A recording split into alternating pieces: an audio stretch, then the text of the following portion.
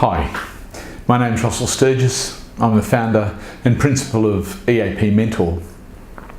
Welcome to our new blog. As you may be aware, I've been doing a series on living life mindfully, and this is part 3 in the series. Last week I explored the whole notion of how we begin to become mindful and how we do that through planting some very, very simple seeds of awareness. And of course I explored the whole notion that awareness was in fact about developing more information or knowledge that would potentially be more self-loving in terms of its benefits if we were to adopt or to apply that knowledge.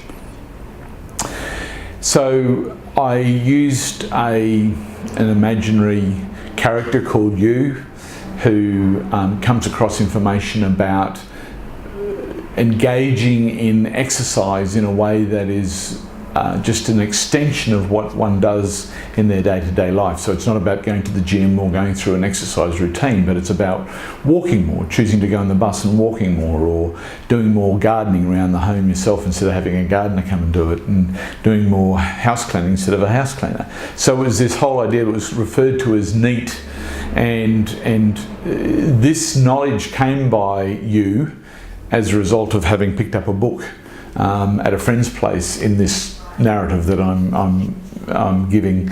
But in fact the book's a real book, and this is the one here. It's by Dr. Mike Marino, and it's called the 17-Day Plan to Stop Aging.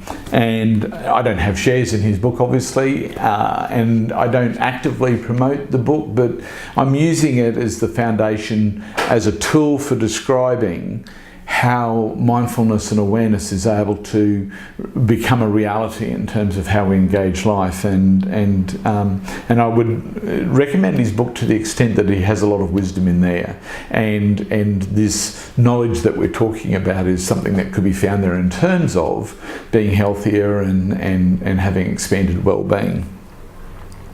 So in the blog that I discussed this week, this character you decides that they're feeling the benefits of having done the NEAT activities, and so they want to learn more about it, and they were impressed with the book. So you goes and purchases a copy of Dr. Mike Marino's book and begins to read, and within the first 20 pages gleans some key information, and that is the 5 building blocks that Dr. Mike Marino talks about to being able to create a long quality life where you're healthy and sustain wellness during that life. And the 5 foundational blocks to this he lists as movement, maintaining a healthy weight, staying hydrated, avoiding smoking, and supplements. Now, in the narrative, or in the blog, I talk about the fact that this person reads these things, and what the seeds of these 5 blocks are now planted in the mind, and what happens is when new knowledge and information comes in, the brain immediately responds by starting to create new connections between nerve endings. And so what you have are axons, which are the long stems that come off a dendrite, which are a nerve cell. These axons begin stretching and reaching out and connecting with other dendrites, and I think I talked about this in the last blog. So what happens is we start to create the rudiments of a neural pathway just because we've actually absorbed new information and new knowledge. Now what happens is those seeds have been planted. Now, when you are presented with any of those 5 scenarios, so for example with movement, let's just say for example the idea of you needing to exercise comes back into your thinking, then you immediately think back to what Dr. Mike Marino wrote about in terms of what the long-term non-serving and the long-term serving benefits would be through participating in movement.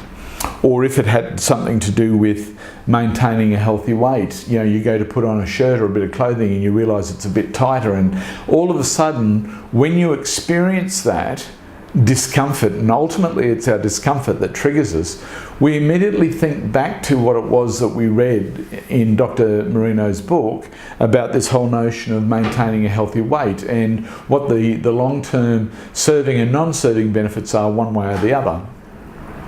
Same with smoking. Let's say, for example, even if you're not a smoker, you're exposed to passive smoking by virtue of being around people who are smoking. Or even if you're just a social smoker, or if you're a heavy smoker, all of a sudden things will trigger you around that and you immediately think back to what was already there. The same would be with hydration, and the same would be with nutrition and supplements.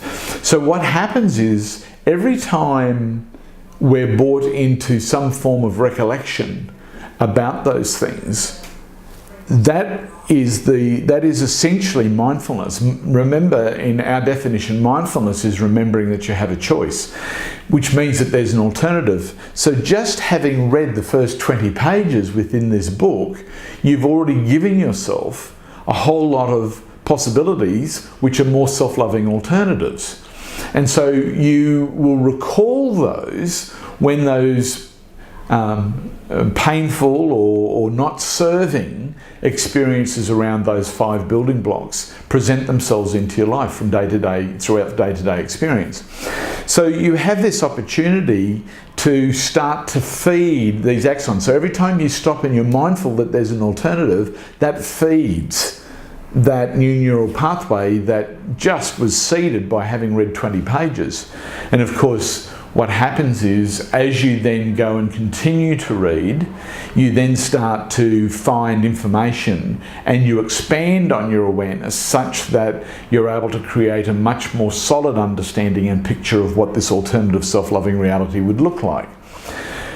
Eventually, and this is what we'll be talking about in future blogs, is that you develop strategies. And of course, a big part of the 17-day concept that Dr. Mike Marino is presenting in his book is that there's a 17-day strategy that you could adopt that would be a more self-loving expression of how you turn up in terms of your physical well-being. And so what we have is this ability to be able to create a very strongly, clearly defined neural pathway that eventually is so well established that it becomes easy to align ourselves with those set of behaviours, and it in fact doesn't require any discipline or force of will to be able to adopt them. And I would even suggest, I'd go so far as to suggest that if any time you've got to apply will or discipline, it won't be sustainable. And so that requires this neural pathway to be well established.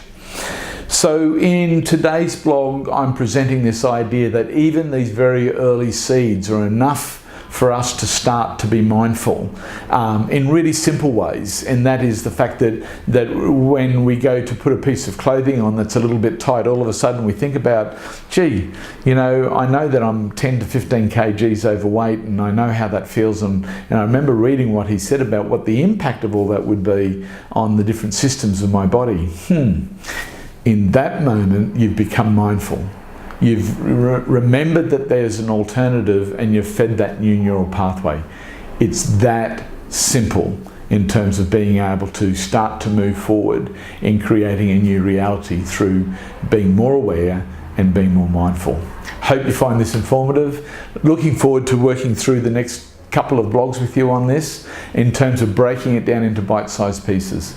Hey, to find out more about the Enhances Awareness Program and EAP Mentor, on Facebook, go to @EAP Mentor and like it, and lots of stuff is being put up there, at least something every day, 7 days a week. And the other thing is our website, which is eapmentor.com. Go in and find out about all the wonderful stuff that we have there, the different things that you can do to become a mentor, to become more aware in your roles, or to actually go through and live your life more mindfully in such a way that it's sustainable. Anyway, thank you for touching base again, and I'll be speaking to you shortly. See you later. Bye.